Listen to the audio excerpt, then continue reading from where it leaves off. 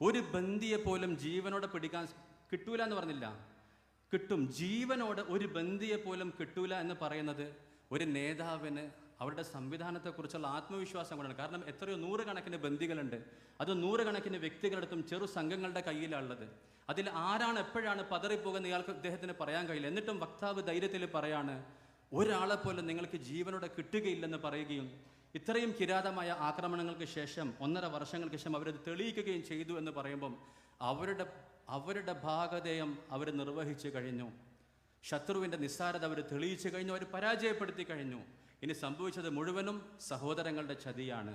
കൂടെ നിന്നവർ കൈയൊഴിഞ്ഞത്. നിങ്ങൾ ആലോചിച്ച് നോക്കണം, ഒരു അതിർത്തി അടച്ചു വെച്ചത് കൊണ്ടല്ലേ ഈ പട്ടിണി മുഴുവനും. ഈ അതിർത്തി അടക്കുമെന്ന് ഉറപ്പുള്ള ഈ സിസിയെ അവരോധിച്ചത് അറബ് ഭരണാധികാരികളാണെന്ന് നമ്മൾ പറയുന്നതല്ല, മക്കത്ത് ഖുതുബോദാണ്. വിഷയത്തിൽ ഓരോ മുസ്ലിമും ദുഃഖിതനാണ്, വലിയ പ്രയാസത്തിലും പ്രതിസന്ധിയിലുമാണ്. ഉറപ്പായിട്ടും വിജയിക്കും എന്ന പ്രതീക്ഷ നമുക്കുണ്ട്. ഖുർആനിൽ അല്ലാഹു തആല സത്യവിശ്വാസികളെ കുറിച്ച് പറയുമ്പോൾ പറഞ്ഞൊരു വാക്ക്, നിങ്ങൾക്ക് അള്ളാഹുവിൽ നിന്ന് വിജയം കിട്ടിയാൽ, ഫത്ഹുൻ എന്ന വാക്കാണ് ഉപയോഗിച്ചത്. നിഷേധികളെക്കുറിച്ച് പറഞ്ഞത് അവർക്ക് എന്തെങ്കിലും ഓഹരി കിട്ടിയാൽ എന്നാണ്. അവർക്ക് വിജയം കിട്ടും എന്ന് പറഞ്ഞിട്ടില്ല. അവർക്കൊരു താൽക്കാലിക നേട്ടം കിട്ടിയാൽ, അവർക്കൊരു എന്തെങ്കിലും ഒരു മേൽക്കൈ തൽക്കാലത്തേക്ക് കിട്ടിയാൽ, അപ്പോൾ വിജയം മുസ്ലിമീങ്ങൾക്കാണ്. അവിടെ പരാമർശിച്ചത് തന്നെ കപടവിശ്വാസികളുടെ നിലപാട് എന്തായിരിക്കും ഓരോ സമയത്തും, അതിങ്ങനെ മാറി മാറി വരും എന്ന് പറയാൻ വേണ്ടിയാണ് ആ ആയത്തിൽ ഫഇൻ കാന ലക്കും ഫത്ഹും മിനല്ലാഹ് വഇൻ കാന ലിൽ കാഫിരീന നസീബുൻ എന്നൊക്കെ പറഞ്ഞ് മുസ്ലിമീങ്ങൾക്ക് വിജയം കിട്ടിയാൽ, നിഷേധികൾക്ക് താൽക്കാലികമായി എന്തെങ്കിലും നേട്ടം കിട്ടിയാൽ എന്നൊക്കെ പറഞ്ഞത് തന്നെ കപടന്മാർ എന്ന് പറയുന്നൊരു വിഭാഗം ഉണ്ടെന്നും അവരിങ്ങനെ മുസബ്സബീന ബൈന ദാലിക്, അവരിങ്ങനെ ഒരു തീരുമാനം ഇല്ലാതെ നിൽക്കുകയാണ്. ലാ ഇലാഹ ഉലാഇ വലാ ഇലാഹ ഉലാ, ഇവർ നിഷേധികളുടെ കൂടെയല്ല, ഇവർ അധർമ്മത്തിൻ്റെ കൂടെയല്ല, ഇവർ ധർമ്മത്തിൻ്റെ കൂടെയല്ല. അവരുടെ പോസ്റ്റ്രഡി വിഭാഗം, അവരുടെ പുറത്തുള്ള പുറംപൂച്ചുകൾ, ഞങ്ങൾ ഫലസ്തീൻ്റെ കൂടെ, ഫലസ്തീൻ ഒരു സ്വതന്ത്ര രാജ്യമാകാതെ ഞങ്ങൾ സഹകരിക്കുകയില്ല. എന്നാൽ ഒരു നൂറ്റാണ്ട് കാലമായി അവർ ബ്രിട്ടീഷുകാർക്ക് സേവ ചെയ്യാൻ മേശയുടെ അടിയിലൂടെ എല്ലാ കാര്യങ്ങളും ഭദ്രമായി നീങ്ങുന്നുണ്ട്. അതിൽ കുറച്ച് ആളുകൾ ആ ബന്ധത്തെ ലെജിറ്റിമൈസ് ചെയ്ത് കഴിഞ്ഞു, നോർമലൈസ് ചെയ്ത് കഴിഞ്ഞു. അപ്പം ഇങ്ങനൊരു സംഗതി ഇവിടെ നടക്കുന്നുണ്ട്. ഖുർആൻ അതിനെക്കുറിച്ച് പ്രതിപാദിക്കുന്നുണ്ട്. ഒറ്റ വാക്കിൽ ഫലസ്തീൻ പ്രതിസന്ധി എന്ന് പറഞ്ഞാൽ നേരെ പര്യായമായിട്ട് എഴുതാൻ പറ്റുന്ന വാക്ക് അറബികളുടെ കൊടും ചതി എന്നാണ്. ഫലസ്തീൻ പ്രതിസന്ധി അഥവാ അറബികളുടെ കൊടും ചതി. ആ ചതി, ആ ഹീനകൃത്യങ്ങളിൽ അവരെത്രത്തോളം എന്ന് വെച്ചാൽ എല്ലാ പരിധികളും ലംഘിച്ചു. അതിന് മറകളില്ല. എല്ലാ പരിധികളും. സാധാരണ റമളാൻ വരുമ്പം എല്ലാവരും നന്നാകും, പാപങ്ങളൊക്കെ ചെയ്തു നിൽക്കുന്നവരൊക്കെ ഒന്ന് പിന്മാറും. പിശാചിനെ ബന്ധിക്കപ്പെടുന്ന ഹദീസിലുണ്ട്, യാ ബാഗിയൽ ഖൈരി അഖ്ബിൽ, നന്മ ചെയ്യുന്നവരെ മുന്നോട്ട് വരൂ, വയാ ബാഗിയ ശർരി അദ്ബിർ, തിന്മക്കാരെ നിങ്ങൾ പുറകോട്ട് പോകൂ. എന്നാൽ ഒരു റമളാനിൽ നമ്മൾ കണ്ടത് ആദ്യ 10 കഴിഞ്ഞു, അവസാനത്തെ 10ലേക്കൊക്കെ അടുക്കാണ്. പാപങ്ങൾ ചെയ്തവരൊക്കെ പിന്മാറുന്നു, തൗബ ചെയ്യുന്നു. തമ്മിൽ തെറ്റി നിന്നവരൊക്കെ പറഞ്ഞ് പൊരുത്തപ്പെടിച്ച് അവർ നന്നാകുന്നു.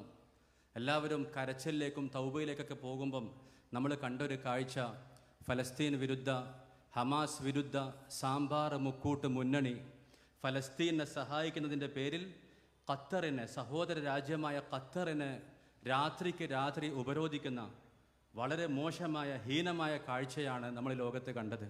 ഇപ്പം എന്ത് തരം ചതിയാണ് നടന്നുകൊണ്ടിരിക്കുന്നത്? ഹമാസിന് ഒരു ആസ്ഥാനം കൊടുത്തതിൻ്റെ പേരിൽ അവിടെ സ്വന്തം നാട്ടിൽ ജീവിക്കാൻ പറ്റാത്ത, ഇവരുടെ ഈ രാജ്യങ്ങളിലൊക്കെ പോകാൻ പോലും പറ്റാത്തവർക്ക് ഒരു പിടിവള്ളി നൽകിയതിൻ്റെ പേരിൽ ഖത്തറിനെ ഉപരോധിക്കുകയാണ്. എല്ലാ മര്യാദകളും ലംഘിച്ചുകൊണ്ട് കൊടും കുറ്റവാളികൾക്ക് പോലും നൽകാൻ തീരുമാനിച്ച ശിക്ഷകളെ അറബികൾ മാറ്റിവെക്കും റമളാൻ്റെ പവിത്രത മാനിച്ച്. ഇത് നന്മ ചെയ്തതിൻ്റെ പേരിൽ തിന്മയുടെ അച്ചുതണ്ടുകൾ, അതിൽ ഇമാമായിട്ടുണ്ട്, സൗദിയുണ്ട്, പുറകിൽ മുഅദ്ദിനായിട്ട് UAE ഉണ്ട്, ബാക്കി മഅ്മൂമിങ്ങളുണ്ട്. ഇവരെല്ലാവരും കൂടെ രാത്രിക്ക് രാത്രി ഉപരോധിക്കുകയാണ്.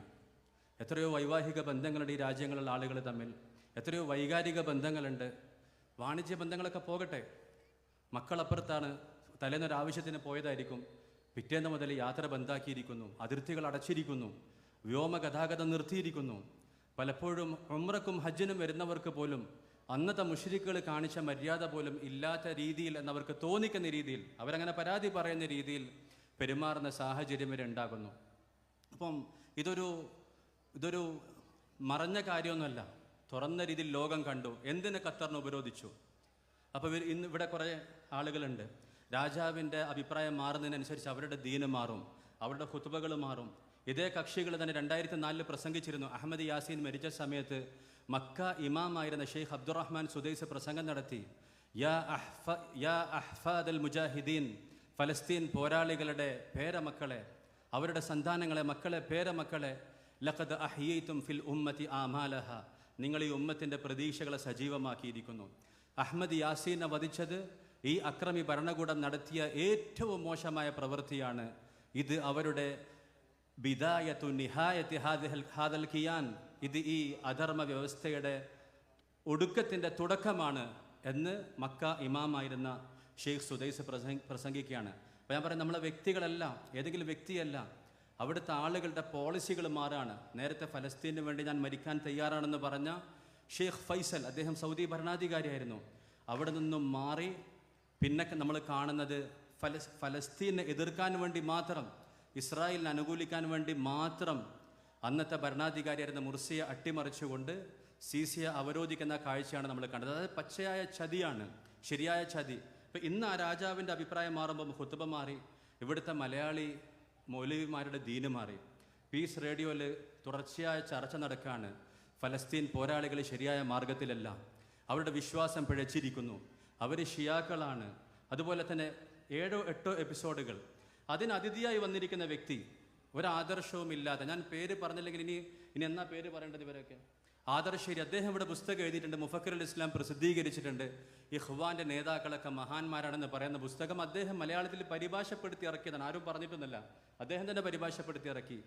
സുദൈസ് പ്രസംഗിക്കാണ്, അഹമ്മദ് യാസീൻ്റെ വധം ഏറ്റവും വലിയ അപരാധമാണ്, ഈ ചുണക്കുട്ടികൾ ഉമ്മത്തിൻ്റെ പ്രതീക്ഷകളെ സജീവമാക്കിയിരിക്കുന്നു. ഇന്ന് 2024 എത്തി നിൽക്കുമ്പം ആ പ്രസംഗം ഒന്ന് രണ്ടാമത് കേൾക്കാൻ സുദൈസ് തയ്യാറാകുമോ? അത് മലയാളത്തിൽ ഇറക്കാൻ ഇവിടെയുള്ള ആളുകൾ തയ്യാറാകുമോ? അപ്പം അന്ന് പറഞ്ഞത് അവർ മാറ്റി പറഞ്ഞു. ഇഖ്വാന് ഭരണം കിട്ടി, മുർസി ഈജിപ്ഷ്യൻ പ്രസിഡൻ്റായി, ഔദ്യോഗിക സന്ദർശനങ്ങൾ നടത്താണ്. സൗദി രാജാവ് സ്വീകരിച്ചു, ഉംറകൾ എല്ലാ സൗകര്യങ്ങളും ചെയ്തു. ഇന്ത്യയിൽ വന്നു, മൻമോഹൻ സിംഗ് സ്വീകരിച്ചു. ഇവരുടെ നേതാക്കൾ, ഇവരുടെ ഓൾ ഇന്ത്യ സെക്രട്ടറി, അഖിലേന്ത്യാ സെക്രട്ടറി അസ്ഗർ അലി മഹ്ദി സലഫി, ബീഹാർ ചമ്പാരൻ സ്വദേശി, ഡൽഹിയിൽ വന്ന് ഇദ്ദേഹത്തിൻ്റെ കൂടെ നിന്ന് ഫോട്ടോ എടുക്കാൻ, മുർസിനെ സ്വീകരിക്കുന്നു, കൂടെ നിന്ന് ഫോട്ടോ എടുക്കാൻ മത്സരിക്കുന്നു. ഇന്നവർ ചാനലിൽ പറയുന്നു ഇഖ്വാൻ പിഴച്ചവരാണ്, മുദബ്ദബീന ബൈന ദാലിക് ലാ ഇലാഹ ഉലാ വലാ ഇലാഹ ഉലാ, ഒരു നിലപാടും ഇല്ല. ഇഖ്വാന് ഭരണം കിട്ടിയാൽ അവർ മഹാന്മാരാണ്, അവർ നേതാക്കളാണ്, അവരുടെ കൂടെ ഫോട്ടോ എടുക്കണം. അവർക്ക് ഭരണം പോയാൽ, അവർക്ക് പ്രതിസന്ധികൾ വന്നാൽ, അവർക്ക് താൽക്കാലിക തിരിച്ചടികൾ വന്നാൽ അവർ പിഴച്ചവരാണ്, അവരുടെ ആശയം മോശമാണ്, അവർ ഷിയാക്കളാണ്.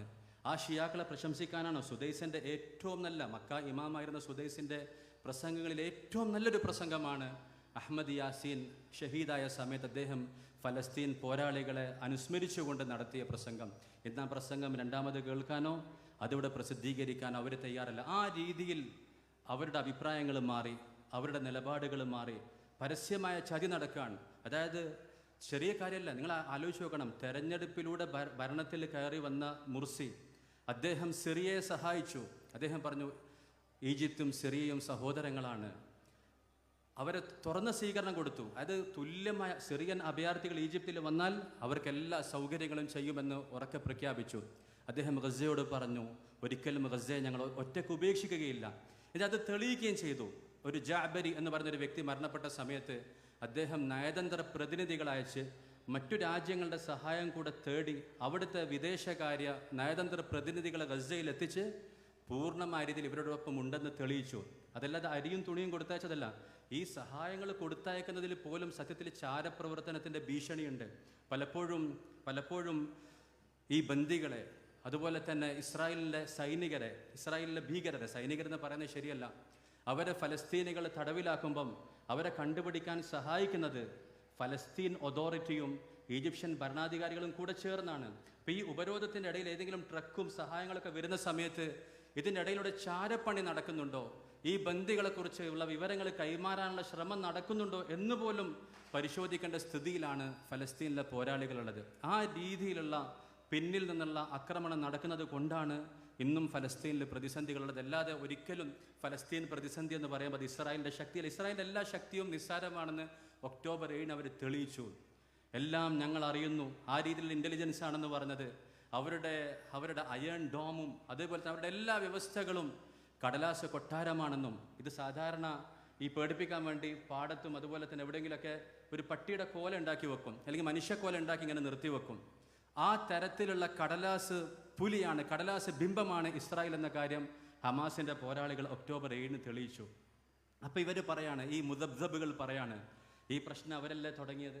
ഒക്ടോബർ 6 വരെയുള്ള ചിത്രം ഞങ്ങൾക്ക് ചെറുതായിട്ടൊന്ന് തരാം. ഒക്ടോബർ 6 വരെയുള്ള ചിത്രം, ഒരു സാധാരണ ഫലസ്തീനി വീട്, വെസ്റ്റ് ബാങ്കിലുള്ള ജനീനിലുള്ള ഒരു വീടെന്ന് കരുതുക, ഒരു സാധാരണ വീട്. അവിടുത്തെ കാഴ്ച എന്താണെന്നറിയോ? ഏത് രാത്രിയും പ്രതീക്ഷിക്കാവുന്ന ഒരു കാഴ്ച. ഇസ്രായേലി ഭീകരർ, പട്ടാളക്കാരെന്ന് പറയുന്ന അവർ പോലും അറിയാതെ പറയാണ് സോൾജിയർ അല്ല, ടെററിസ്റ്റുകൾ. അവർ വീട്ടിലേക്ക് കയറി വരികയാണ്, ചെറിയ കുട്ടികൾ അറസ്റ്റ് ചെയ്ത് കൊണ്ടുപോകുന്നു. എന്ന് മാത്രമല്ല, ക്രൂരമായ വിനോദങ്ങളാണ്. ഈ വീട്ടുകാരോട് പറയാണ്, നിങ്ങൾ റൂമിൽ നിന്ന് ഇറങ്ങണം. പാതിരാത്രി ഉറങ്ങിക്കിടക്കുന്ന ആളുകളെ ഒക്ടോബർ 6 തീയതി വരെ എന്നല്ല ഇന്നും നടന്നുകൊണ്ടിരിക്കുകയാണ്, റൂമിൽ നിന്ന് ഇറക്കി കൊണ്ടുപോവാണ്. എന്നിട്ട് അവരോട് പറയാം, നിങ്ങൾ കിച്ചണിൽ നിന്നോ. കിച്ചണിൽ അവരെ പൂട്ടിയിട്ടാണ്, പുറത്തുനിന്ന് പൂട്ടിയിടാണ്. എന്നിട്ട് ഇവർ റൂമിൽ കിടന്ന് ഉറങ്ങാണ്. ഇതെവിടെയാണ് ഇതൊക്കെ നടക്കുന്നത്? ഒക്ടോബർ 6 വരെ നടന്ന കാര്യങ്ങൾ ഇതാണ്. എത്രയോ കാലങ്ങളായി നടന്നതും ഇന്നും ഫലസ്തീനിൽ നടക്കുന്നത്. ഫീകുല്ലി യൗമിൻ തുസ്തബാഹു മദീനത്തുൻ, ഓരോ ദിവസവും ഒരു നാട് അവർ കയ്യേറുന്നു, നേരെ വീട്ടിലേക്ക് കയറി വരുന്നു. വീട്ടുകാർ അടുക്കളയിൽ പൂട്ടിയിടുന്നു, അല്ലെങ്കിൽ ഒരു റൂമിൽ പൂട്ടിയിട്ടാണ് പാതിരാത്രി. എന്നിട്ട് ഇവരുടെ ഭീകരർ, പട്ടാളക്കാരെന്ന് പേരുള്ള സൈനിക വേഷമുള്ള ഭീകരർ ബെഡ്റൂമിൽ കിടന്നുറങ്ങാണ്. ലോകത്തെവിടെയാണ് ഇങ്ങനെ സംഭവിക്കുക? ആർക്കാണിത് താങ്ങാൻ പറ്റുക? എല്ലാ നിയമത്തിലും, ഏത് മതത്തിലാണെങ്കിലും, കാട്ടിലാണെങ്കിലും നാട്ടിലാണെങ്കിലും മർദ്ദിതർ, പീഡിതർ അവർ പ്രതിരോധം തീർക്കും, അവർ തിരിച്ചടി നൽകും. ആ തിരിച്ചടിയാണ് ഒക്ടോബർ 7 ഉണ്ടായത്. അപ്പോൾ ഒക്ടോബർ 6 വരെ സമാധാനത്തിലായിരുന്നു എന്ന് പറയുന്നത് ശുദ്ധ നുണയാണ്. നിങ്ങൾ ആ കാഴ്ചകൾ കണ്ടു നോക്കണം. അവരോട് പത്രക്കാർ പോയി ചോദിക്കുകയാണ്, നിങ്ങളെന്താണ് ഇവിടെ? ഞങ്ങളിവിടെ പൂട്ടിയിട്ടു, വീട്ടിനുള്ളിൽ പൂട്ടിയിട്ടാണ്. എന്നിട്ട് ബെഡ്റൂമിൽ ഇവരുടെ ഭീകരർ കയറി ഉറങ്ങാണ്. അപ്പോൾ ആ സ്ഥിതിയാണ് ഒക്ടോബർ 6 വരെ ഉണ്ടായിരുന്നത്. ഒക്ടോബർ 7 തുടക്കം കുറിച്ച പോരാട്ടത്തിലൂടെ ഇസ്രായേൽ ഇവിടെ ഒരു സംഗതിയല്ല എന്നുള്ള കാര്യം ഹമാസ് തെളിയിച്ചു. രണ്ടാമതായിട്ട് അവർ പറഞ്ഞ വാക്കുകൾ അവർ പാലിച്ചു. ഒരു ബന്ദിയെ പോലും ജീവനോടെ പിടിക്കാൻ കിട്ടൂല എന്ന് പറഞ്ഞില്ല, കിട്ടും. ജീവനോടെ ഒരു ബന്ദിയെ പോലും കിട്ടൂല എന്ന് പറയുന്നത് ഒരു നേതാവിന് അവരുടെ സംവിധാനത്തെക്കുറിച്ചുള്ള ആത്മവിശ്വാസം കൊണ്ടാണ്. കാരണം എത്രയോ നൂറുകണക്കിന് ബന്ദികളുണ്ട്, അത് നൂറുകണക്കിന് വ്യക്തികളടുത്തും ചെറു സംഘങ്ങളുടെ കയ്യിലുള്ളത്.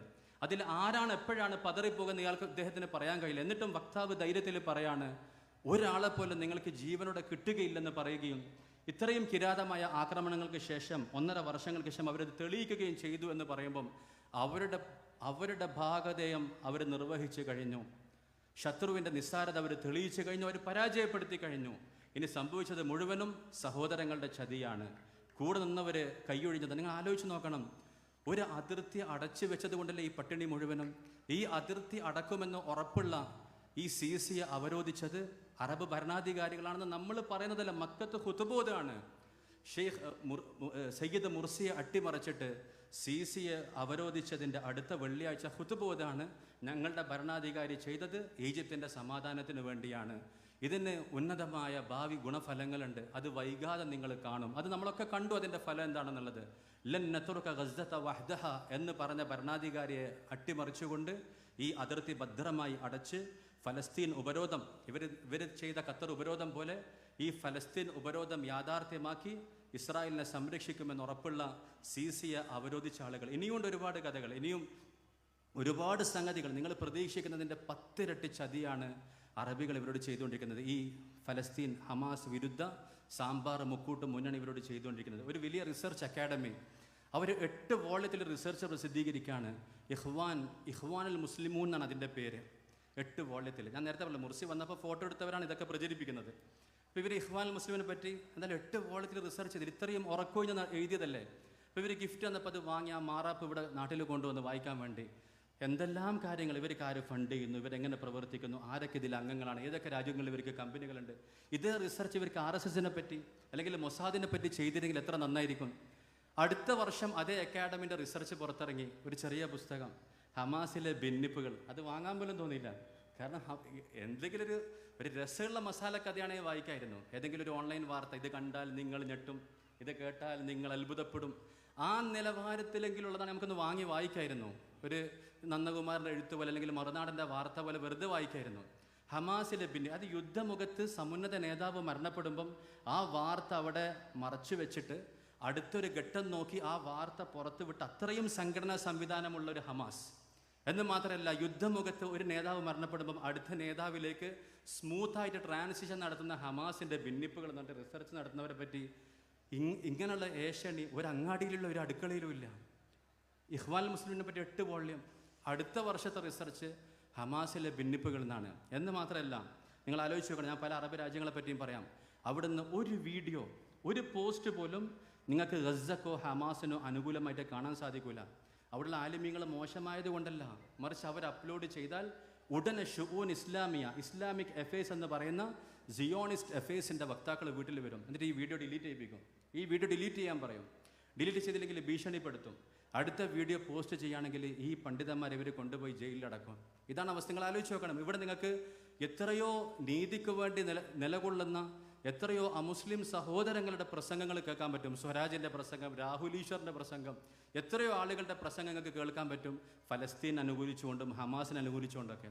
എന്നാൽ ചില മുസ്ലിമീങ്ങളുടെ മുഴുവൻ മർക്കസാണെന്ന് പറയുന്ന, മുസ്ലിമീങ്ങളുടെ പ്രശ്നങ്ങളുടെ മുഴുവൻ പരിഹാര കേന്ദ്രമാണെന്ന് പറയുന്ന രാജ്യങ്ങൾ, അവിടെ നിന്ന് ഒരാളുടെ ഒരു വീഡിയോ, ഒരു പോസ്റ്റ് പോലും ഗസക്ക് അനുകൂലമായിട്ട് കാണാൻ സാധിക്കുകയില്ല എന്ന് കാണുമ്പം ഫലസ്തീൻ പ്രതിസന്ധി എന്ന് പറഞ്ഞാൽ 100% അറബികളുടെ കൊടും ചതി. അതല്ലാതെ വേറൊരു പ്രതിസന്ധിയും ഈ വിഷയത്തിൽ. ഒരു വീഡിയോ പോസ്റ്റ് ചെയ്താൽ സിയോണിസ്റ്റ് ഇസ്ലാമിക് അഫയേഴ്സ് എന്ന പേരുള്ള ഡിപ്പാർട്ട്മെൻറ്റിൽ നിന്ന് ആൾ വന്ന് വീഡിയോ ഡിലീറ്റ് ചെയ്യിപ്പിക്കുകയും ഇനി അത് വകവെച്ചില്ലെങ്കിൽ അടുത്തത് ഇവർ അറസ്റ്റ് ചെയ്ത് കൊണ്ടുപോകുന്ന സാഹചര്യമാണുള്ളത്. ഇങ്ങനെ എന്തെല്ലാം കഥകൾ, എന്തെല്ലാം സംഭവങ്ങൾ. ഞാൻ വീണ്ടും പറയാണ്, സുഹൂദ് ഷുറൈം മക്കയിലെ ഇമാമാണ്. 2018 ഇദ്ദേഹത്തിൻ്റെ സോഷ്യൽ മീഡിയ അക്കൗണ്ട് പൂട്ടിച്ചു. അവിടുത്തെ പ്രബലനായ പ്രമുഖനായ ഇമാം. അദ്ദേഹത്തിൻ്റെ സോഷ്യൽ മീഡിയ പോസ്റ്റുകൾ ഇവരുടെ ഈ കാപട്യം തുറന്നു കാട്ടുന്നു എന്ന് കണ്ടപ്പം അദ്ദേഹത്തിൻ്റെ അക്കൗണ്ട് പൂട്ടിച്ചു. പിന്നെ പതുക്കെ കാണും അദ്ദേഹത്തെ മക്ക ഇമാമിൻ്റെ സ്ഥാനത്ത് അദ്ദേഹത്തെ ഇപ്പോൾ കാണുന്നില്ല. അദ്ദേഹത്തിൻ്റെ തെറ്റെന്താണ്? അദ്ദേഹം തിന്മകൾക്കെതിരായിട്ട് സൂചനകൾ നൽകി, പോരാടിയിട്ടൊന്നുമില്ല, ചെറിയ ചെറിയ സൂചനകൾ നൽകി. ഇവർ പറയാറുണ്ട് ഞങ്ങൾ ഫലസ്തീൻ്റെ കൂടെ. അപ്പോൾ അദ്ദേഹം ഒരു മുറി ആയത്ത് ഓർമ്മിപ്പിച്ചു. അവർ പറയുന്നു അവർ നിങ്ങളോടൊപ്പമാണെന്ന്, അള്ളാഹു സാക്ഷ്യം വഹിക്കുന്നു അവർ കള്ളന്മാരാണെന്ന്. അപ്പോൾ ഇവർ കൃത്യം ഇത് പറയുന്ന സമയത്ത് ഇദ്ദേഹം ഈ ആയത്ത് ഓർമ്മപ്പെടുത്താണ്. അവർ പറയുന്നു അവർ നിങ്ങളോടൊപ്പമാണെന്ന്, അള്ളാഹു സാക്ഷ്യം വഹിക്കുന്നു അവർ കള്ളന്മാരാണെന്ന്. ഈ രീതിയിലുള്ള ചതി നടക്കുന്നത് കൊണ്ടാണ് സത്യത്തിൽ ഫലസ്തീനിൽ ഖുർആനിൽ പറഞ്ഞതുപോലെ ലിൽ കാഫിരീന നസീബുൻ, നിഷേധികൾക്ക് അനുകൂലമായ ചെറിയൊരു സംഗതികൾ ഉണ്ടാകുന്നത് ഇവരുടെ ഈ പിന്തുണ കൊണ്ടാണ്. അതുകൊണ്ടാണ് സുൽത്താൻ സലാഹുദ്ദീൻ അയ്യൂബി അന്ന് കുരിശ് പട്ടാളക്കാർ 90 വർഷം മസ്ജിദുൽ അഖ്സ കൈയടക്കി വെച്ചപ്പോൾ അദ്ദേഹം നേരെ അങ്ങോട്ടേക്ക് പോയില്ല, മറിച്ച് പരിസര പ്രദേശങ്ങളൊക്കെ ആദ്യം ശുദ്ധിയാക്കി. ആദ്യം ഈജിപ്തിൽ പോയിട്ട് ഫാത്തിമികളിൽ നിന്നും ഇറാഖിൽ പോയിട്ട് ഉബൈദികളിൽ നിന്നൊക്കെ അത് ശുദ്ധമാക്കിയതിന് ശേഷമാണ് അദ്ദേഹം മസ്ജിദുൽ അഖ്സയിലേക്ക് കടന്നത്. കാരണം അവിടെ നിൽക്കുന്ന ആളുകൾക്ക് ഈ പറയുന്ന ചുറ്റുവട്ടത്തുള്ള ആളുകളായിട്ട് അവരുടെ ഏജന്റുമാരെ ഇരുത്തിയാൽ മാത്രമേ സ്വസ്ഥമായിട്ട് അവിടെ ഇരിക്കാൻ പറ്റൂ. അതുകൊണ്ടാണ് ഇവർ ഉറുദുഖാൻ അട്ടിമറിക്കാൻ ശ്രമിച്ചത്. മുർസിയെ അട്ടിമറിച്ചതിൽ വിജയിച്ചു. ഉറുദുഖാൻ ഇവരെ സഹായിക്കുമെന്ന് കണ്ടപ്പം 40 ലക്ഷം സിറിയൻ അഭയാർത്ഥികൾക്ക് അദ്ദേഹം തുർക്കിയിൽ അഭയം നൽകി. അടുത്ത ഇലക്ഷനിൽ അദ്ദേഹത്തിന് നേരിട്ട് ജയിക്കാനുള്ള സാധ്യതയില്ല. മുഴുവൻ ആളുകളും, എന്ന് മാത്രമല്ല ദീനി ആളുകൾ പോലും ചോദിക്കാൻ തുടങ്ങി, നിങ്ങൾ സിറിയൻ അഭയാർത്ഥികളെ തിരിച്ചയക്കാൻ തയ്യാറാണ്? അദ്ദേഹം പറഞ്ഞു അവർ ഞങ്ങളുടെ അതിഥികളാണ്, അവർക്ക് സന്തോഷത്തോടെ പോകുന്നെങ്കിൽ, അവസ്ഥകൾ മാറിയെങ്കിൽ പോകാം, ഞാൻ അവരെ തിരിച്ചയക്കില്ല എന്ന നിലപാട് പറഞ്ഞുകൊണ്ട് അദ്ദേഹം ഇലക്ഷൻ നേരിട്ടു.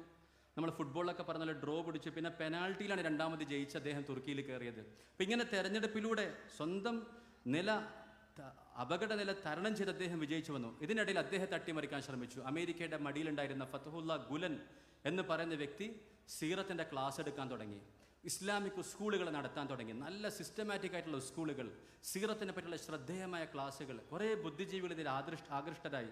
അവരൊക്കെ പഠിച്ച് നല്ല അഭ്യസ്തവിദ്യരായി പുറത്തു വന്നപ്പം പല ഗവൺമെൻറ് തസ്തികകളിൽ അവർക്ക് ജോലി കിട്ടി. ഇവർ വലിയൊരു നെറ്റ്വർക്ക് ഉണ്ടാക്കിയിട്ട് ഒരു രാത്രിക്ക് രാത്രി ഉറുദുഖാൻ അട്ടിമറിക്കാൻ ശ്രമിച്ചു. ഞാൻ പറഞ്ഞ ചെറിയ മുന്നണിയല്ല ഇത് ചെറിയൊരു സംഭവമല്ല. ഉറുദുഖാൻ ഇവർക്ക് അനുകൂലമാണെന്ന് കണ്ടപ്പം അദ്ദേഹത്തെ അട്ടിമറിക്കാൻ ശ്രമിച്ചു. അദ്ദേഹം ആ സമയത്ത് തലസ്ഥാനത്തില്ല, അദ്ദേഹം ദൂര സ്ഥലത്താണുള്ളത്. അവിടുന്ന് വീഡിയോ റെക്കോർഡ് ചെയ്ത് അയക്കാൻ ശ്രമിച്ചപ്പോൾ അതിൻ്റെ GB കൂടിപ്പോയി, അയക്കാൻ പറ്റുന്നില്ല. അപ്പം എങ്ങനെ ഒരു വീഡിയോ നാട്ടുകാർക്ക് കൊടുക്കും? അദ്ദേഹം നേരെ ഫേസ് ടൈമിൽ കോൾ ചെയ്യാണ്. CNN ഓഫീസിലേക്ക് വിളിച്ചുകൊണ്ട് പറഞ്ഞു, ഇത് നിങ്ങളെ പറ്റിക്കാനുള്ള അട്ടിമറിയാണ്, നിങ്ങൾ തെരുവിലിറങ്ങണം എന്ന് പറഞ്ഞു, ജനങ്ങളോട് പ്രതിരോധിക്കണം എന്ന് പറഞ്ഞു. അന്ന് ജനങ്ങൾ തെരുവിലിറങ്ങി. അവർ മനസ്സിലാക്കി ഉറുദുഖാൻ്റെ ഭരണം നാടിന് ഗുണമാണെന്ന് മനസ്സിലാക്കി. ഫതഹുല്ല ഗുലൻ്റെ ആളുകളുടെ അട്ടിമറി അവർ ചെറുത്തു നിന്നു. അതും കൂടെ സംഭവിച്ചിരുന്നെങ്കിൽ ഒരു വൻ ദുരന്തം സിറിയയിലും കൂടെ നമ്മൾ ഇതിൻ്റെ 10 ഇരട്ടിയായിട്ട് കാണേണ്ടി വരുമായിരുന്നു. അപ്പം ഉറുദുഖാൻ അട്ടിമറിക്കാൻ ശ്രമിക്കുന്നു. ഇവരെല്ലാവരും കൂടെ നടന്നില്ല. ആ ഫേസ് ടൈം കണക്റ്റ് ആയില്ലായിരുന്നെങ്കിൽ ഒരുപക്ഷെ നടന്നേനെ. മുർസി അട്ടിമറിക്കാൻ ശ്രമിച്ചു. ഇവരൊക്കെ പണം കൊടുത്തു. അവിടെ ഹിസ്ബുൻ നൂർ സംഘടന ഉണ്ടാക്കി ഇദ്ദേഹത്തിനെതിരെ. സലഫി മൂവ്മെൻ്റാണ് ഹിസ്ബുൻ നൂർ. സംഘടന ഉണ്ടാക്കി അദ്ദേഹത്തിനെതിരെ പ്രവർത്തിച്ചു. പല ഘടകങ്ങളും വന്നു. അദ്ദേഹത്തെ അട്ടിമറിക്കുന്നതിൽ അവർ വിജയിച്ചു. അപ്പോൾ ഇതാണ് ഈ പ്രതിസന്ധിയിൽ ശരിക്കും നടക്കുന്നത്. അതായത് ഇഖ്വാൻ ഭരണത്തിലേറുമ്പം ഇവർക്ക് കൂടുതൽ ഫോട്ടോ വേണം, ഇവർക്ക് അവരെക്കുറിച്ച് സംസാരിക്കണം. അഹമ്മദ് യാസീൻ ആയിരുന്ന സമയത്ത് ഇവർ ഹമാസിനെ അനുകൂലിച്ചുകൊണ്ട് ഖുത്ബോധി. എന്നാൽ ഇന്ന് ഹമാസിന് ഭീകരരാണെന്ന് പറയുന്നു. ഫലസ്തീൻ പോരാട്ടം ഇവരുണ്ടാക്കിയ പ്രശ്നമാണെന്ന് പറയുന്നു. അതിനെതിരെ മലയാളത്തിൽ പ്രസിദ്ധീകരണങ്ങളും എഴുത്തുകളൊക്കെ വരുന്നു. ഇതാണ് ഈ പ്രശ്നത്തിൻ്റെ കാതലായ ഭാഗം. അതല്ലാതെ ഇസ്രായേലിൻ്റെ ക്രൂരതയോ അമേരിക്കയുടെ ശക്തിയല്ല. നിങ്ങൾക്ക് വേണമെങ്കിൽ ഡെന്നീസ് റോസ് എന്ന് പറയുന്നൊരു വ്യക്തിയുടെ പുസ്തകമുണ്ട്, മിസ്സിംഗ് പീസ്, മിഡിൽ ഈസ്റ്റിലെ സമാധാനത്തിലെ കുറേ കഥകൾ എന്ന് പറഞ്ഞുകൊണ്ട് നയതന്ത്ര മേഖലയിൽ പ്രവർത്തിച്ച ആൾ 2004 പുസ്തകം എഴുതിയിട്ടുണ്ട്. അതിനുശേഷം ഒരുപാട് പേര് മാറിപ്പോയി. വളരെ അതിനേക്കാൾ എത്രയോ വേഴ്സായി ഇന്ന്. അന്ന് എഴുതിയ ആ പുസ്തകം നിങ്ങൾക്ക് വായിച്ചു നോക്കാം. എന്തെല്ലാം കഥകൾ അരമലകളിൽ നടക്കുന്നതെന്ന് നോക്കാം. നിങ്ങളത് വിശ്വസിക്കേണ്ട. അതിൽ കാണുന്ന ഓരോ സംഭവം എടുത്തുകൊണ്ട് നിങ്ങൾ ക്രോസ് ചെക്ക് ചെയ്ത് നോക്കണം. ഇത് ശരിയാണെന്നുള്ള കാര്യം പരിശോധിച്ച് കഴിഞ്ഞാൽ ഈ സംഭവത്തിൻ്റെ അപകടം നിങ്ങൾക്ക് മനസ്സിലാകും. സുൽത്താൻ സലാഹുദ്ദീൻ അയ്യൂബി പരിസര പ്രദേശങ്ങളൊക്കെ നന്നാക്കി മസ്ജിദുൽ അഖ്സയെ മോചിപ്പിച്ചതുപോലെ ഈ പറയുന്ന ചില കാര്യങ്ങൾ ഇൻഷാ അല്ലാഹ് ശരിയായി വന്നു കഴിഞ്ഞാൽ, ഇവരാ പറയുന്ന ഷെയ്ഖ് ഫൈസലിൻ്റെ നിലപാടിലേക്ക് മാറിക്കഴിഞ്ഞാൽ, സുദൈസിൻ്റെ നിലപാട് മാറ്റി ഷുറൈമിൻ്റെ നിലപാടിലേക്ക് വന്നു കഴിഞ്ഞാൽ, നമ്മൾ കാരണം അവരെ മോശമാക്കാണ്ടിരിക്കാൻ വേണ്ടി നല്ല ആൾക്കാരെ പകരം പറഞ്ഞിരുന്നത്, ആ ഒരു മിനിമം മര്യാദയിലേക്ക് ഈ പറയുന്ന അറബി ഭരണാധികാരികൾ ഇഖ്വാൻ്റെ പരദൂഷണം 8 വോള്യത്തിൽ എഴുതുന്നതിന് പകരം മൊസാദിനെ പറ്റിയോ RSSനെ പറ്റിയോ എഴുതാൻ തുടങ്ങിക്കഴിഞ്ഞാൽ, ഇസ്രായേലിലെ ക്യാബിനറ്റിൽ അടി നടക്കുകയാണ്, മന്ത്രിനെ പുറത്താക്കുന്നു, ഭിന്നിപ്പ് നമ്മൾ TV-യിൽ കാണുകയാണ്. അതിനെപ്പറ്റി എഴുതാതെ ഒരു ഭിന്നിപ്പും ഇല്ലാത്ത സുസജ്ജമായ ഹമാസിൻ്റെ സംവിധാനത്തെപ്പറ്റി, ഹമാസിലെ ഭിന്നിപ്പുകൾ എന്നുള്ള പുസ്തകം എഴുതുന്ന പണി ഇവർ നിർത്തിക്കഴിഞ്ഞാൽ ഇൻഷാ അല്ലാഹ് ഫലസ്തീനികൾ സന്തോഷിക്കുന്ന ദിവസം വരും. അള്ളാഹു ആ ദിവസം നമുക്ക് കാണിച്ചു തരുമാറാകട്ടെ. ഇന്ന് അതിനെപ്പറ്റി മാത്രമേ നമുക്ക് പറയാനുള്ളൂ. അതല്ലാത്ത ഒരു പ്രതിസന്ധിയും ഫലസ്തീനിലില്ല. ഏതറ്റം വരെ ഇവരുടെ ചതി പോകും എന്നറിയാൻ വേണ്ടി നിങ്ങൾ ഖത്തർ ഉപരോധം അതിനെപ്പറ്റി മാത്രം ഒന്ന് വിശദമായിട്ട് പഠിച്ചാൽ ഈ സംഗതികൾ മനസ്സിലാകും. അല്ലാഹു തആല ഈ ചതിയന്മാരിൽ നിന്നും, ഈ കൊടും ചതിയിൽ നിന്നും മുസ്ലിം ഉമ്മത്തിന് സംരക്ഷണം നൽകുമാറാകട്ടെ. അവരല്ലാഹു നന്നാക്കട്ടെ. നമ്മൾ ഇല്ലാതാക്കട്ടെ എന്ന് പറഞ്ഞില്ല, അവരല്ലാഹു നന്നാക്കട്ടെ. അള്ളാഹു അവർക്ക് ഈമാൻ പ്രദാനം ചെയ്യട്ടെ. അവരുടെ പണ്ഡിതന്മാർക്ക് അല്ലാഹു തആല ഉത്തരവാദിത്വ ബോധം നൽകുമാറാകട്ടെ. ഏറ്റവും നല്ല ആളുകൾ അല്ലാഹു തആല മുന്നോട്ടേക്ക് കൊണ്ടുവരുമാറാകട്ടെ. പിന്നെ ഫലസ്തീനിലെ ജനങ്ങളുടെ ഭാഗത്ത് നിന്ന് പറയുകയാണെങ്കിൽ ഉറപ്പായിട്ടും അവർക്ക് ഒരുപാട് പ്രതിസന്ധികളുണ്ട്. ഗസ്സക്കാരുടെ ഈമാൻ നമ്മൾ സങ്കല്പിക്കുന്നതിനപ്പുറത്താണ്. ഒരു സ്ത്രീ വന്നിട്ട് മക്കൾ ഷഹീദായതിന് ആനന്ദത്താൽ ഒച്ചയിടാണ്. സന്തോഷം വരുന്ന സമയത്ത് ഫലസ്തീൻ ആളുകൾ ഉണ്ടാക്കുന്ന ശബ്ദം ഉണ്ടാക്കുകയാണ്. ചാനലിൽ വന്നിട്ട് ഉറക്കെ ശബ്ദിക്കുകയാണ്, എൻ്റെ മക്കളൊക്കെ സ്വർഗവാസികളായി. നാളെ ഇതേപോലൊരു പ്രതിസന്ധി നമുക്ക് നാളെ വരാനുണ്ട്. ദജ്ജാൽ വരും. ഹദീസിൽ കാണാം, ദജ്ജാൽ അവൻ്റെ കൽപ്പനകൾ അനുസരിക്കാൻ പറയും. അവനെ അനുസരിച്ച് കഴിഞ്ഞാൽ നിങ്ങളുടെ നാടിനെ അവൻ നേരെ സ്വർഗമാക്കി തരും. ദജ്ജാലിനെ ധിക്കരിച്ച് കഴിഞ്ഞാൽ നാടിനെ നരകമാക്കി തരും. എന്നിട്ട് നബി സല്ലല്ലാഹു അലൈഹി വസല്ലം അരുളി, നിങ്ങൾ നരകമായി കാണുന്ന ആ ദജ്ജാലിൻ്റെ നാട് അത് സ്വർഗമാണ്. നിങ്ങൾ സ്വർഗമായിട്ട് കാണുന്ന സംഗതി നരകമാണ്. ദജ്ജാൽ നിങ്ങൾക്ക് നരകമാക്കി കാണിച്ചു തരുന്നു. ദജ്ജാലിനെ അനുസരിക്കാത്ത സ്ഥലത്ത് ക്ഷാമം, പ്രയാസങ്ങൾ, പട്ടിണി, അതിനെ നരകമാക്കി ദജ്ജാൽ കാണിച്ചു തരും. ആ നരകം സ്വർഗമാണ്. ദജ്ജാലിനെ അനുസരിച്ച് കഴിഞ്ഞാൽ നല്ല സംവിധാനം, നല്ല സ്കൂള്, നല്ല ഹോസ്പിറ്റല്, നല്ല എല്ലാ കാര്യങ്ങളും സ്വർഗമാക്കി ദജ്ജാൽ കാണിച്ചു തരുന്ന സംഗതി നിങ്ങൾക്ക് നരകമാണ് എന്ന് നബി സല്ലല്ലാഹു അലൈഹി വസല്ലം പറഞ്ഞതിനെ മാതൃകയാക്കി നമുക്ക് മനസ്സിലാക്കാം. ഗസയിൽ തകർന്ന ഓരോ വീടും, തകർന്ന ഓരോ കുടുംബവും, മരണപ്പെട്ട ഓരോ കുട്ടിയും, വിധവകളായ ഓരോ സ്ത്രീകളും അള്ളാഹുവിൽ പ്രതീക്ഷ വെച്ചുകൊണ്ട് നമുക്ക് പറയാം, നമുക്ക് അവരോട് സഹാനുഭൂതി ഉണ്ടെങ്കിൽ, അവർക്ക് എന്തെങ്കിലും ചെയ്തു കൊടുക്കണം നമുക്ക് ആഗ്രഹം വരുന്നുണ്ടെങ്കിൽ ഉറപ്പായിട്ടും നമ്മളെക്കാൾ എത്രയോ മടങ്ങ് അവരോട് കരുണയുള്ള റബ്ബ് ഇതിനവർക്ക് പകരം നൽകുക തന്നെ ചെയ്യും. ഒരു സംശയമില്ല. അവരുടെ ഭാഗമല്ല തെറ്റിയത്. അവർ പറഞ്ഞത് അവർ പേടിച്ചോടിയിരുന്നെങ്കിൽ, അവർ കീഴ്പ്പെട്ടിരുന്നെങ്കിൽ, അവർ പറഞ്ഞ വാക്കുകൾ തെറ്റിച്ചിരുന്നെങ്കിൽ നമുക്ക് പറയായിരുന്നു അവർ പിന്തിരിഞ്ഞു കളഞ്ഞു. അല്ല, 100% അവരെ സഹായിക്കേണ്ട ആളുകൾ സഹായിച്ചില്ലെന്ന് മാത്രമല്ല, സഹായിക്കാതിരിക്കുന്നതിനെ പറ്റി ഹദീസിൽ താക്കീതുണ്ട്. മൻ ഖദല മുസ്ലിമൻ ഖദലഹു അല്ലാഹു യൗമൽ ഖിയാമ. ആരെങ്കിലും കൈയൊഴിഞ്ഞാൽ അള്ളാഹു അവനെ കൈയൊഴിഞ്ഞ് കളയും. അതൊരു പാപമാണ്. എന്നാലും നമുക്കിന്ന് അതിനെ നന്മയായിട്ട് കാണാം. കൈയൊഴിഞ്ഞാലും കുഴപ്പമില്ലായിരുന്നു, ശത്രുക്കളെ സഹായിക്കാതിരുന്നാൽ മതിയായിരുന്നു, അവരെ സഹായിക്കുന്നവരെ ഉപരോധിക്കാതിരുന്നാൽ മതിയായിരുന്നു. എത്രയോ ആളുകൾ അറസ്റ്റിലാണ് അറബ് രാജ്യങ്ങളിൽ. 70-80 വയസ്സായ ഡോക്ടറും അദ്ദേഹത്തോടൊപ്പം ഉള്ളവരും അറസ്റ്റ് ചെയ്യപ്പെടുന്നു. ഇവർ മുമ്പ് ഹമാസ് ആയിരുന്നു എന്ന് പറഞ്ഞുകൊണ്ട് അറസ്റ്റ് ചെയ്യാണ്. പിന്നെ ഇവർക്ക് തോന്നി ഇദ്ദേഹം ജയിലിൽ മരണപ്പെട്ടാൽ നമുക്ക് നാണക്കേടാകുന്ന കണ്ടപ്പം ഈ 80 അടുത്ത ഡോക്ടറെ മാത്രം വെറുതെ വിട്ടു, ബാക്കിയുള്ളവരെ വിട്ടിട്ടില്ല. കാരണം ഇത് നാണക്കേടായി മാറുക. ഇവർക്ക് മുമ്പ് ഹമാസുമായി ബന്ധമുണ്ടെന്ന് പറഞ്ഞുകൊണ്ട് അറസ്റ്റ് ചെയ്യണം. അപ്പം ഏത് രീതിയിലാണ് ഈ പോരാട്ടങ്ങൾ ഇവർ പിന്നിൽ നിന്ന് കുത്തുന്നത് മനസ്സിലാക്കാൻ ചെറിയ ചില ഉദാഹരണങ്ങൾ പറഞ്ഞെന്ന് മാത്രം. നിങ്ങൾക്ക് പുസ്തകങ്ങൾ, ചരിത്രങ്ങൾ നിങ്ങളുടെ മുമ്പിലുണ്ട്. വിശ്വസിക്കേണ്ട, ഓരോ ഭാഗം എടുക്കുക, എന്നിട്ട് അത് ക്രോസ് ചെക്ക് ചെയ്ത് വിസ്തരിച്ച് നേരെ ഒരു വിമർശനാത്മകമായി ഇതിനെ പഠിച്ചു മാത്രം നിങ്ങൾ മനസ്സിലാക്കിയാൽ മതി. നിങ്ങൾക്ക് ബോധ്യപ്പെടും ഇത് മുഴുവനും ഇവരുടെ അധികാരം നിലനിൽക്കാൻ വേണ്ടി. അല്ലെങ്കിൽ എന്തുകൊണ്ടാണ് ഒരിക്കലും അറബ് രാജ്യങ്ങളിൽ ജനാധിപത്യം ഇല്ലാത്ത എന്തുകൊണ്ടാണ്? കാരണം മുസ്ലിം ഭൂരിപക്ഷ പ്രദേശമാണ്. എങ്ങാനും ജനാധിപത്യം ഉണ്ടാക്കി ഇലക്ഷൻ നടന്ന് ഇസ്ലാമിസ്റ്റുകൾ ഭരണത്തിൽ കയറിയാലോ എന്ന് കരുതിക്കൊണ്ട് മാത്രമാണ് ഇവരെ ജനാധിപത്യം അറബ് രാജ്യങ്ങൾ ഇല്ലാതാക്കുന്നതും. ആരെങ്കിലും ജനാധിപത്യപരമായി തിരഞ്ഞെടുക്കപ്പെട്ട് വന്നാൽ, മുർസിയെ പോലെ, ഉർദുഖാനെ പോലെ ആരെങ്കിലും വന്നാൽ അവരെ അട്ടിമറിക്കാൻ ശ്രമിക്കുന്നത്, അല്ലെങ്കിൽ അട്ടിമറിക്കുന്നത് ഈ കാരണത്തിൻ്റെ പേരിൽ മാത്രം. കാരണം അവരുടെ ഏജൻറ്റുകന്മാരെ ഇരുത്തിയാൽ മാത്രമേ സ്വസ്ഥമായിട്ട് അവർക്ക് ഭരിക്കാൻ കഴിയുള്ളൂ. എന്ന് മാത്രമല്ല, ഇന്നിപ്പോൾ ആ ഏജൻറ്റ് എന്നുള്ള സ്ഥാനത്ത് നിന്ന് പോലും മാറിയിട്ട്, ഇപ്പോൾ സാധാരണ നമ്മളൊരു മാനേജർ ഏൽപ്പിച്ചു, പിന്നെ മാനേജർ ഉഷാറായിട്ട് നടക്കുന്നുണ്ടായാൽ പിന്നെ മുതലാളിക്ക് അങ്ങോട്ട് പോകേണ്ടി വരുള്ളൂ. ഇതേപോലെ ഇന്ന് ഇവരുടെ ജോലി അറബികൾ ഭദ്രമായിട്ട് ചെയ്യുന്നുണ്ട്, ഇവരെക്കാൾ നന്നായിട്ട് ചെയ്യുന്നുണ്ട്. യുഎയിലെ വിദേശകാര്യ മന്ത്രി പറയാണ്, എ ഡേ വിൽ കം, ഒരു ദിവസം വരും, മോർ റാഡിക്കൽ, അത് കൂടുതൽ ഭീകരർ, കൂടുതൽ മതമൗലികവാദികൾ യൂറോപ്പിൽ നിന്ന് വരുന്നൊരു സാഹചര്യം വരും. നിങ്ങൾ ഞങ്ങളെക്കാൾ കൂടുതൽ ഇസ്ലാമിനെ കുറിച്ച് അറിയാമെന്ന് കരുതി നിങ്ങൾ ചില വിട്ടുവീഴ്ച കാണിക്കുന്നത് നിർത്തിയില്ലെങ്കിൽ, കൂടുതൽ കർക്കശമാക്കിയില്ലെങ്കിൽ, ഇസ്ലാമിക പ്രസ്ഥാനങ്ങളെ വേണ്ടതുപോലെ തടഞ്ഞില്ലെങ്കിൽ, എ ഡേ വിൽ കം, ഒരു ദിവസം വരും, അന്ന് മതമൗലികവാദികൾ യൂറോപ്പിൽ നിന്ന് വരും എന്ന് പറഞ്ഞുകൊണ്ട് അങ്ങോട്ട് ഇസ്ലാം വിരുദ്ധ ക്ലാസ് എടുത്തു കൊടുക്കുകയാണ്. അപ്പോൾ വെറും ഏജൻ്റ് അല്ല, മറിച്ച് അവരെക്കാൾ ഉഷാറായിട്ട് അവരുടെ കാര്യങ്ങൾ ഭദ്രമായിട്ട് നോക്കുന്ന അത്രയും വിശ്വസ്തരായ ആളുകൾ ഇന്ന് അവർക്ക് വേണ്ടി ഭരിക്കുന്നുണ്ട്. ആ അവസ്ഥ മാറിയാൽ ഇൻഷാ അല്ലാഹ് ഉറപ്പായിട്ടും ഫലസ്തീനിലെ പ്രതിസന്ധികൾ മാറും. അല്ലാഹു തആല ഫലസ്തീനിലെ സഹോദരങ്ങൾക്ക് അവർക്ക് എന്തെല്ലാം പ്രയാസങ്ങളുണ്ടായോ അതിന് പകരം ഇരുലോകത്തും അല്ലാഹു പകരം നൽകുമാറാകട്ടെ. ഒരു ഷഹീദിൻ്റെ രക്തവും അല്ലാഹു തആല പാഴാക്കാതെ പൂർണ്ണമായിട്ടും സ്വീകരിക്കുമാറാകട്ടെ. അവർ മുഴുവനും സ്വർഗത്തിൽ പാറി പറന്നടക്കുന്ന പറവകളായി ബൽ അഹ്യാഉൻ ഇൻദ റബ്ബിഹിം യുർസഖൂൻ, നിങ്ങളവർ മരിച്ചുപോയെന്ന് പറയരുത്, അവർ അള്ളാഹുവിൻ്റെ സന്നിധിയിൽ ജീവിച്ചിരിക്കുന്നവരാണ്. നിങ്ങളവർ മരിച്ചുപോയെന്ന് വലാ തഹ്സബന്ന വലാ തഖൂലു, നിങ്ങൾ പറയരുത്, നിങ്ങൾ ആലോചിക്കുക പോലും ചെയ്യരുത്. ബൽ അഹ്യാഉൻ ഇൻദ റബ്ബിഹിം, അവർ ജീവിച്ചിരിക്കുന്നവരാണ്. അവരുടെ ഒന്നാമത്തെ രക്തത്തുള്ളി വീഴുന്നതോടുകൂടെ എല്ലാ പാപങ്ങളും അള്ളാഹു മാപ്പാക്കുകയും അവരെ ഏറ്റവും ഉന്നതമായ ദറജയിലേക്ക് അള്ളാഹു തആല അവരെ എത്തിക്കുകയും ചെയ്തു. ആ രീതിയിൽ ഫലസ്തീനിലെ മുസ്ലിമുകൾ അള്ളാഹു സ്വീകരിക്കുമാറാകട്ടെ.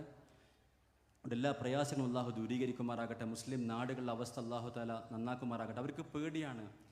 മനസ്സിലായി എന്തിനാണ് അട്ടിമറിക്കുന്നത്?